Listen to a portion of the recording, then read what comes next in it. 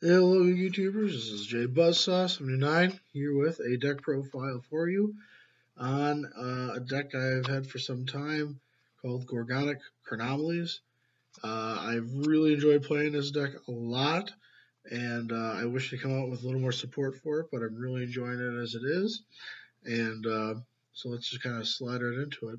We're going to do this one first. First card up will be Gorgonic Golem. This is the monster that says that whoever destroys him in combat, their attack is 0 afterwards. So it drains everybody down. Second thing it does is that while it's in the grave, it can be actually removed and your target opponent's spell trap card, and they cannot activate it for a turn. So if you need to do a play, and they set one, or they're like, oh, I put all this in defense, and I set this here and tell you to go. Okay, could be a mirror force, remove, target, can't activate, and then do your play. So 3 Gorgonic Golems. If a rock monster is normal summon, you can special summon this card, so it just allows you to go into those rank 3s faster. For Chronomaly engine, I run the Crystal Bones. Basically, that's what you get light and dark in the grave then. He is a Cyber Dragon for the deck, and he's a light rock. So I run Skull as well at 3.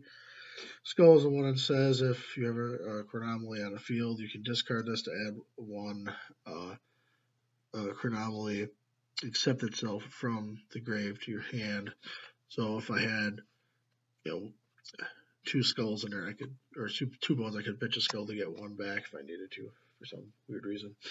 For monsters, I am running, of course, BLS and 2 Chaos Sorcerers. I may move him up to 3. I haven't played enough to know if I want him at 3 yet, so we'll have to kind of do the wait and see strategy, unfortunately, with that. I am running, of course, Granville because it's a level 3 rock deck. Why would you not run Granville? It's a stun. I think he is just as good as Thunder, Riho. Yeah, that guy. 2 Cranes because there are rank 3s that are not the Medusa Gorgonic chick that are good, and basically Crane allows you to go into them. It's kind of like the Crystal Bones. So that's something you could do too. Is like, oh, you could do him, do Crystal Bones, hit Skull to add another bones to your hand. I mean, he allows you to do lots of different plays that are fun.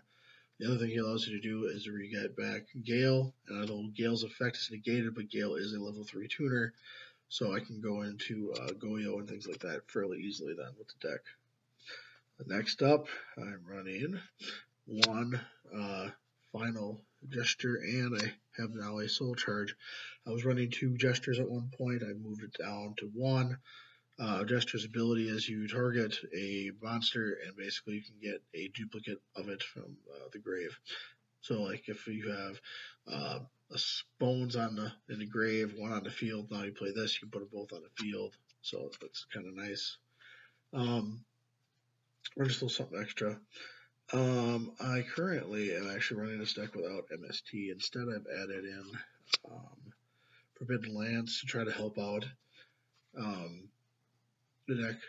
So, I mean, it's not bad because of the fact that not only does it protect my monsters by attack and they throw something, which is really nice, but the other thing is that the monsters are small, and unless you're playing, if you have the Medusa Gorgonic Iggy out, who turns your attack to 0, you need another way to do stuff. Like if you have Gale out, you can combo this with Gale, which is pretty nice to get through stuff easier too. So, yeah, it's something to think about.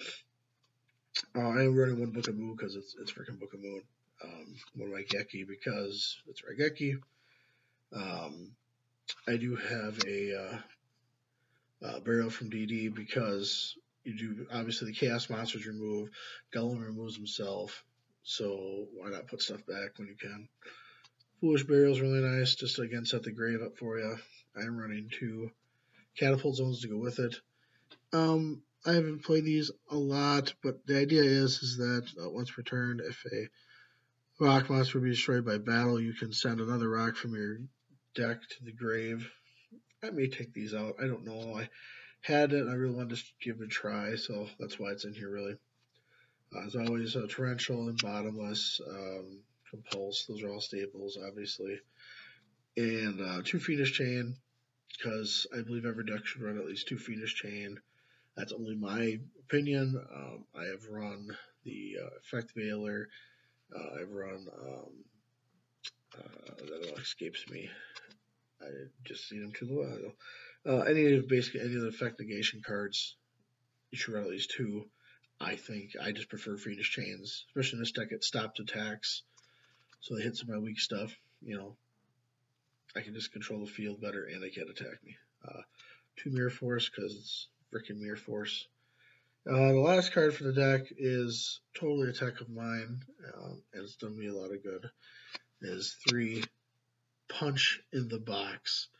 This card has really made people go, what? And they read it a couple times, tell me it's a crap card. I had this in my series, I believe, at one point I did on Spells and Traps. Basically, the idea is that with this card, your opponent goes to attack. Let's say they attack you with Dark Magician and Blue Eyes out. They attack you with Dark Magician. You negate the attack. You send, not destroy, Blue Eyes to the grave and subtract his attack from Dark Magician's attack. Potentially, you negate one attack, you send one monster away, and depending on what you do, you can turn one monster's attack to 0. To counter that, then you can run them over, or if you're using again the Igzy Gorgonic Medusa chick, you can destroy them. So yeah, this is my Uber tech that I really like, and I want to try to include it in some other decks just to see people tell me how stupid it is, and will shake their head. So thumbs up if you like this, thumbs down if you did not.